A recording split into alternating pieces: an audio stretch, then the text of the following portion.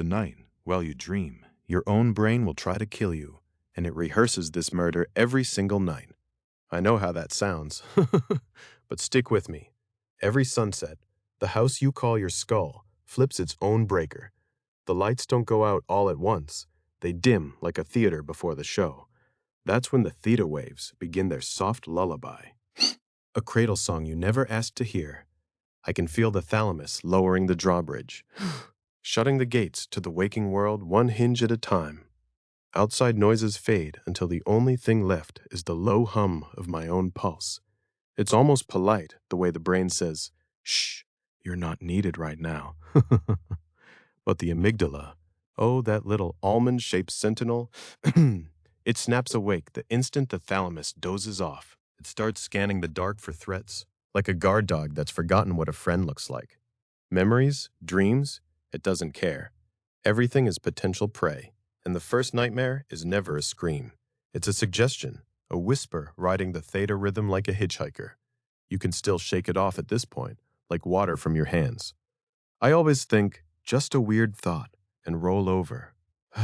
Yet the amygdala keeps circling. It hasn't decided if tonight's threat is old or brand new, so it rehearses everything. Every fear I've ever owned gets pulled out of storage, laid on the table like surgical instruments. The brain is nothing if not thorough. I feel the first tug of paralysis, gentle as a hand on my chest.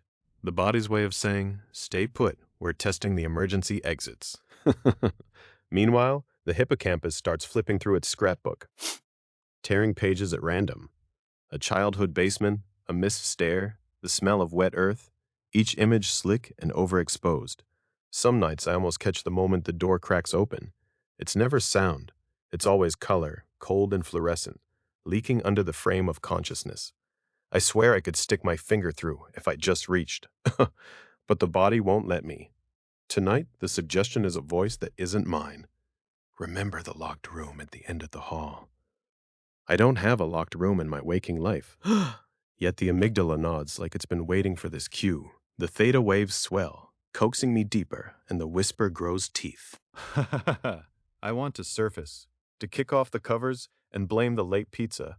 But the rehearsal has begun. The brain is blocking the exits, locking the fire doors from the inside. And the first nightmare is only a suggestion, for now. If I can just stay in this thin seam between waking and sleep, maybe I'll see the hinge before it swings. But the seam is closing, and something on the other side is already reaching back. Next comes the slow count to stage N2, where the suggestion becomes script, and the script becomes scream. I don't know if I'll remember how to wake up once the door opens all the way, but I can already feel the handle turning. The handle keeps turning, even though my fingers are nowhere near it. Stage N2 has arrived like a quiet warden sliding the master key into every lock in my skull. I feel the first spindle, a burst of electricity rippling across my cortex. And it sounds exactly like a jailer's key scraping iron. Each spindle snaps across the surface of my brain like static electricity racing across a velvet curtain. Only the curtain is my memory, and the static is tearing little holes through which yesterday starts to leak. I smell the sharp sting of hospital antiseptic again, the same corridor where I watched a stranger's eyes widen in fear. The odor is stronger now, as if someone just cracked open a bottle beneath my nose. The hippocampus, that faithful librarian, steps forward with trembling hands. It's supposed to file memories neatly, but tonight it drags entire drawers out of the cabinet and flings them into the aisle. A single argument with my brother spills across the floor in glittering shards. I hear every word again, stripped of apology, sharpened into stilettos. The amygdala waits like a blacksmith at the end of the hall, tongs already glowing. It catches each memory shard midair and hammers it into something cruel. The stranger's stare becomes a blade. The antiseptic becomes a noose. My brother's voice becomes a serrated roar. I try to remind myself these are only echoes, but the echoes have learned to bite. I feel the vault door inside my mind, yawning wider. The hinges scream like rusted bricks. Something tall and motionless that I glimpsed earlier steps through, and its outline is stitched from every silhouette that ever frightened me. It has no face. yet it watches. Spindles keep firing. 1, 2, 5, a dozen, each one a separate key turning in a separate lock. With every burst, more fragments detach from their timelines. The smell of burnt toast from this morning fuses with the disinfectant until I'm standing in a charnel kitchen. The stranger's terrified eyes merge with my brother's angry ones until I can't tell who hated me more. I try to retreat, but the theater seats from stage N1 are already full. The faceless silhouettes lean forward, hungry. They want the show. And I am the show, stitched together from every cruel edit the amygdala can manage. The hippocampus, poor frantic clerk, keeps apologizing in a voice that sounds like shuffling papers. It never meant to drop the files. It never meant to hand the amygdala matches and gasoline. But intention doesn't matter down here, only result. Now the fragments rearrange themselves into something new. The stranger's stare becomes a searchlight sweeping the hospital corridor. My brother's words become a PA announcement echoing off green tiles. The antiseptic smell thickens until it drips from the ceiling like rain. I'm walking that corridor again, but every door I pass opens onto a different day, a different wound. I count the spindles, 18, 19, each one another key, another lock. I used to think sleep was rest. Now I know it's just a more creative form of interrogation. My own brain has turned against me, prosecutor and witness and judge. The tall figure steps closer, and its outline sharpens into the shape of every authority who ever dismissed me. Principal, doctor, boss, father. No features, just the stance of someone who knows I'm guilty of something I haven't named yet. I want to ask what I did, but my tongue is a spindle now, electric and silent. The hippocampus makes one last desperate toss. A memory I didn't know I still carried arcs through the dark, the smell of my grandmother's rose soap. For a moment, the antiseptic recedes, replaced by something soft and pink. But the amygdala is too quick. It catches the scent, folds it into a velvet gag, and the sweetness becomes suffocation. The vault door clangs wider. Inside, shelves stretch into impossible distance, stacked with every moment I ever tried to forget. I can hear them whispering like restless inmates, passing notes through the bars. Another spindle, 24, and the corridor tilts. The floor becomes a slide, greased with yesterday. I'm falling past doors that open and close, like snapping jaws. Each one shows a fragment, the stranger's stare again, my brother's fists, the antiseptic river rising. They're no longer separate memories, they're ingredients, and something is mixing them into a single weapon. The tall figure raises a hand. No fingers, just the suggestion of command, and the fragments freeze midair. For the first time, the theater audience falls silent.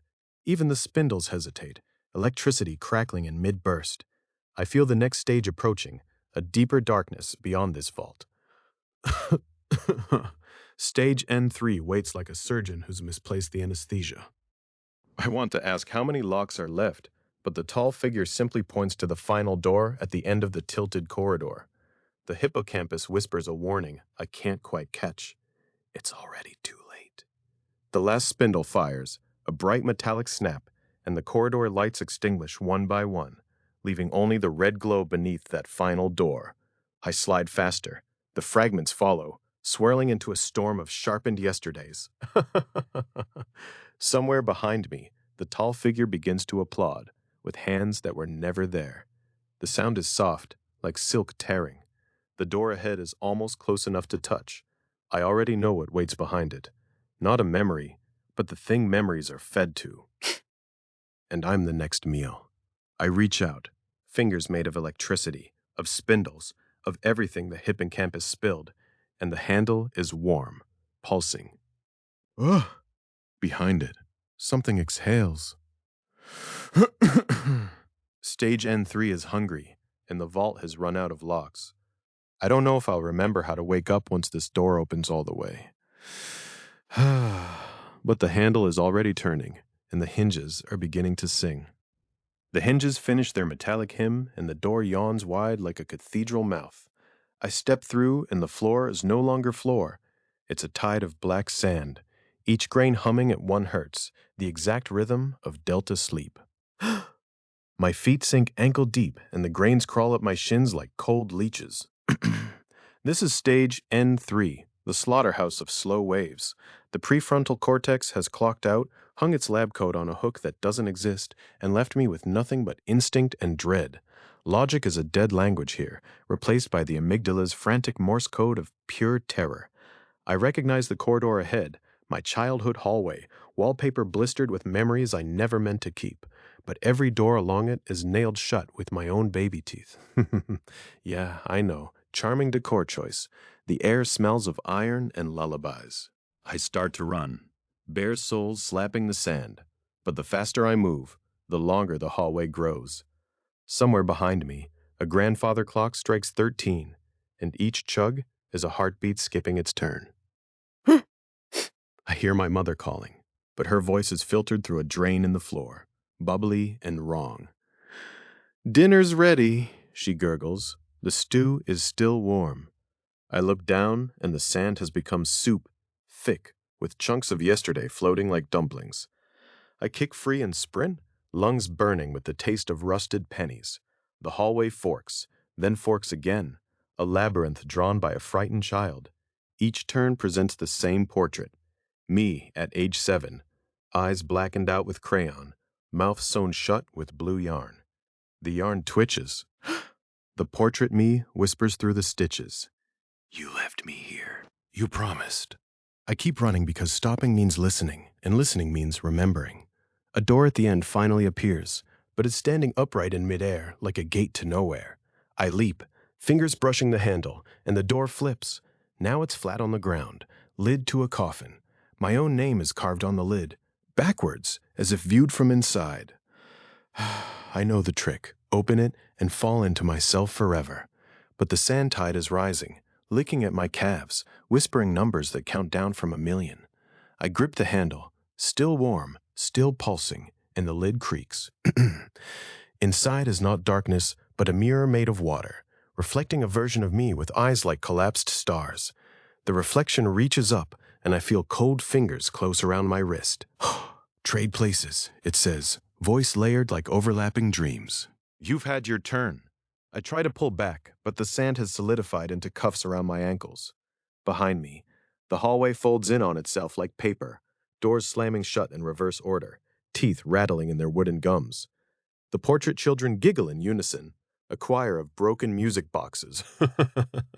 I feel the cortex trying to reboot, a feeble spark of wake up, but the delta waves crash louder, drowning it in black surf. The mirror me pulls harder, and my shoulder dislocates with a wet pop that echoes like a starting gun. "Last chance," it murmurs, "or we both stay." I look into its starless eyes and realize it's not me at all. It's the dream wearing my face. The lid begins to slam shut. I have half a breath to decide. Leap inside and risk eternity, or stay and drown in the hallway that never ends. The hinges scream. The sand roars. My own pulse counts down. And just as the lid kisses the frame, I hear the next door open somewhere far above, a soft metallic click that sounds like dawn. But the coffin is sealed, the mirror gone solid, and I'm sliding downward into the space between two slow waves. The last thing I feel is the cortex finally powering off, a blue screen of death inside my skull. And somewhere, a new handle begins to turn. The handle turns, but instead of light, I fall upward into a chemical sunrise. Acetylcholine blooms across the cortex like napalm, igniting every neuron into screaming color. I am suddenly wide awake inside my own skull, yet the body below me lies motionless on the mattress. The dream has upgraded to 4K horror, and I am both audience and star. PGO waves strobe like paparazzi lightning, each flash branding a new frame of dread onto the inside of my eyelids. The amygdala, hippocampuses, and visual cortex lock arms, forming a single sadistic camera crew. They aim their lenses at me, and I feel the first scene roll. I watch myself step off a curb that was never there. The bus is silent. Headlights, twin dying suns. Impact, rewind, impact again. Each take more inventive. Now the grill is made of mirrors, now of teeth, now of every regret I've ever swallowed. The crew applauds with static. They demand another death, so I oblige. This time, I drown in an elevator filling with midnight water. The numbers count up while the water rises. 13, 14, forever. Every time I die, the dream saves the footage, stores it in a vault behind my eyes. I can feel the weight of those reels stacking up, heavier than any grave. Somewhere inside, the hippocampus edits out the boring parts, breathing, blinking, hope. The director yells cut, but the word stretches into a tunnel. I stumble through it and emerge on a rooftop that remembers every jump I never took. The wind smells like burnt film. Below, the city is a storyboard sketched in chalk that's already smearing. I step up to the ledge and the camera drones swarm. Their lenses dilate, hungry for the perfect shot of my faceless fear. I feel the countdown in my pulse. 3, 2. But the scene glitches. Suddenly I'm back in the elevator, water gone, replaced with mirror walls. Each reflection dies differently. One burns, one freezes, one simply forgets how to be. I press every button. The doors open onto the same street again. The bus is waiting, headlights softer now, almost kind. The driver's seat is empty, but the steering wheel turns by itself, inviting. I climb aboard because the script demands it. The aisles are lined with mannequins wearing my old faces. As the bus rolls forward, the windows become screens replaying every death in reverse. I watch myself undrown, unfall, unburn, until I am back at the first breath of the dream. But the galaxy blinks, and I realize it's not an ending, it's a loop cue. The handle is turning again, slower this time, like someone savoring the suspense. I brace for another take, but the dream whispers a new line I've never rehearsed. This time, you direct. The handle stops. I'm standing in the same newborn galaxy, but something has shifted, like a lens finally clicking into focus. I feel it first behind my eyes, a sudden spike of clarity, sharper than broken stars. The dorsolateral prefrontal cortex, that smug little conductor, just woke up. I know this is a dream because the math doesn't hurt. 2 + 2 is 5, and the silence tastes like copper. I flex the thought like a fist. Lights, I command. The room of mirrors materializes, every surface screaming my name in silver. But I remember the trick. If I name the fear, it shrinks. Mirrors, I say, become doors. The first door yawns open, exhaling winter. I step through and land right back in the same room. The mirrors are louder now, chanting syllables I never taught my tongue. The amygdala must have noticed my rebellion, because a cold squirt of noradrenaline floods the scene. Gravity triples. My heartbeat becomes timpani. I try again, sprinting toward the second door, but it slams and reopens behind me like a mocking mouth. The loop is tightening. Fine, I mutter. Let's negotiate. I raise both hands, palms forward. The room tilts 45 degrees, yet I stay upright, a living plumb line. I'm the director now, I remind the dream, but the whisper comes back multiplied, 1,000 overlapping voices that aren't mine. I close my eyes, not that lids matter here, and picture a staircase spiraling up through the neural folds. I climb. The chanting fades, replaced by the wet thud of my own pulse. At the landing waits another door, this one pulsing red. I hesitate. The knob is warm, disturbingly soft. When I twist, the metal sighs. Inside is the same room again, only now every mirror shows me sleeping in a lab chair, electrodes blooming from my scalp like jellyfish tendrils. The scientists are faceless, just white coats and clipboards. They write, "Subject exhibits recursive lucidity. Dose again." One of them looks up, and where I should be are twin galaxies identical to the one I keep birthing. I backpedal, but the door seals, glass frosting from the edges inward. The room shrinks, mirrors pressing closer until my reflections flatten into paper dolls. I try to wake myself, pinch, scream, will the heart to stop, but the body on the monitors only snores. The joke's on me. I'm the puppet and the puppeteer, and both roles are unpaid. The amygdala cranks the dial. A surge of chemical static turns every surface into television snow. From the white noise steps a figure wearing my silhouette, but its edges glitch, frame skipping like corrupted video. It lifts a hand and points. not at me, but past me, toward a mirror I somehow missed. I approach. The glass shows no reflection. Instead, a single neuron burns inside, dendrites sparking violet. The neuron pulses in time with my thoughts, each burst echoing as a distant scream. Touch me, it seems to say, and we'll both wake up. I reach. The moment my fingertip meets the glass, the neuron splits into 2, 4, 8, an exponential bloom. The lattice bursts outward, wrapping around my wrist, up my arm, into my chest. I feel the dorsal to prefrontal cortex flare white-hot, fighting the amygdala's chemical storm. For one crystalline second, I hold both reins. The room fractures into kaleidoscope shards, each piece reflecting a different dream I could choose. I reach for the shard that shows a quiet bedroom, my actual bedroom, dawn pooling on familiar sheets. My fingers brush the edge, warm, forgiving, and I almost step through. But a voice, my own voice, yet not mine, murmurs from every shard at once. If you leave, now, you'll never know which one of us wakes up. I hesitate. The vines tighten. The neuron lattice flickers, power failing. The amygdala is winning, flooding the circuitry with blackout ink. I look back at the last shard. The lab, the body, the scientists scribbling faster as alarms begin to howl. The neuron pulses once, twice, then cracks like glass under frost. I feel lucidity slipping, a rope burning through my hands. I grab the bedroom shard anyway, yank it toward me. It melts in my grip, reforming into the galaxy eye from the very beginning. And just before the final spark dies, the eye blinks. When it opens again, it isn't looking at me. It's looking through me. The darkness folds in on itself like burnt paper, and I feel gravity tilt. My body lurches, not falling, but being poured back into waking. A cold breath floods my lungs, morning air laced with coffee and rain on asphalt. I sit upright in bed, sheets twisted around my legs like restraints someone forgot to cut.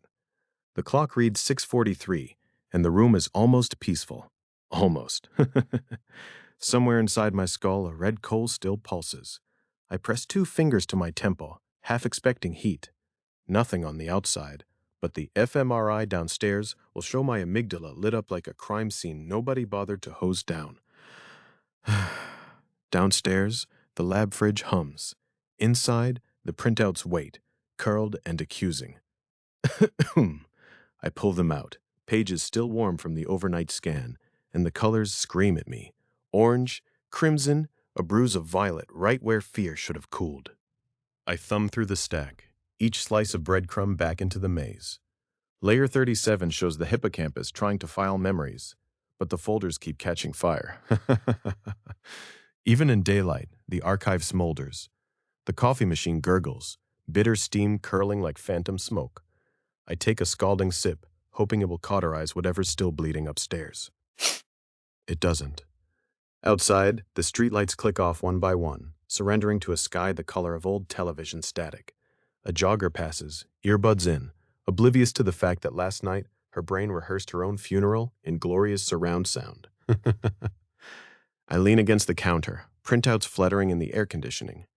Somewhere between REM and waking, the director made notes. More dread, sharper teeth, better lighting on the knife. Tonight's episode is already in pre-production. I open the back door, stepping onto dew-drenched grass. The cold soaks through my socks, grounding me. For now, I am awake. Therefore, I am safe, right? A crow lands on the fence, tilting its head as if reading the headlines across my cortex. It caws once, a sound like a file being sharpened. Message received, partner. I walk the yard perimeter, counting fence posts like rosary beads. At post 13, I stop, noticing fresh claw marks, too precise for an animal, too erratic for a tool. They're editing the set between takes. Back inside, I feed the scanner another disk, watch the screen bloom with yesterday's nightmare in reverse. The software labels it consolidation, but I know better. It's rehearsal. The cursor blinks, waiting for annotation. I type one word. Again. The hard drive spins, a soft mechanical purr like a cat that already knows the next jump scare. I close the laptop, but the glow lingers on my retinas. I rub my eyes. The shapes won't leave. They're storyboarding on the inside of my eyelids now. Upstairs, the bedroom waits, sheets already cooling from my escape. I smooth the wrinkles, knowing I'm only tidying the stage for tonight's performance. I strip the bed anyway, tossing linens into the wash. Hot water, extra soap, heavy cycle. Ritual, not remedy. While the machine thunders, I shower. The water runs clear, then pink, then clear again. I watch the drain, half expecting teeth. Toweling off, I catch my reflection. No galaxy eyes staring back, just me, or the shell that still answers to my name. I dress in yesterday's clothes, fibers carrying microscopic traces of dream sweat, comfort, and familiarity. Even if the familiarity is horror. The dryer buzzes. I fold the sheets, crisp and warm, like bandages fresh from autoclave. I place them back on the mattress, corners tucked with hospital precision. I brew more coffee, stronger this time. The kitchen smells of roast and ozone. I stand at the window, watching neighbors wake, each of them unknowingly queuing for tonight's auditions. A school bus rumbles past, laughter spilling from open windows.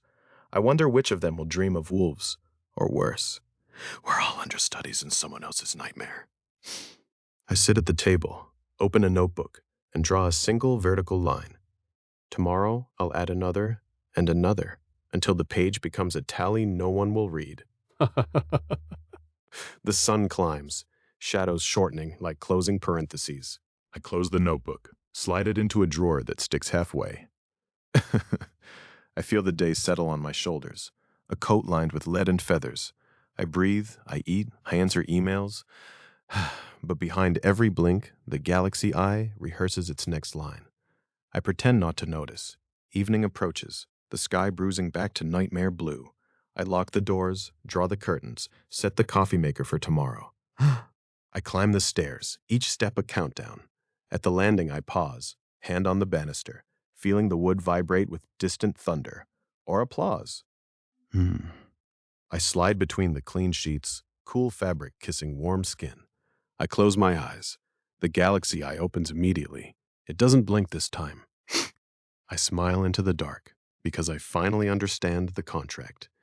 The nightmare isn't happening to me. I'm happening to it. What lit it, Lady Miss Stalker? And with that, I let the blade fall. Clean, practiced, eager.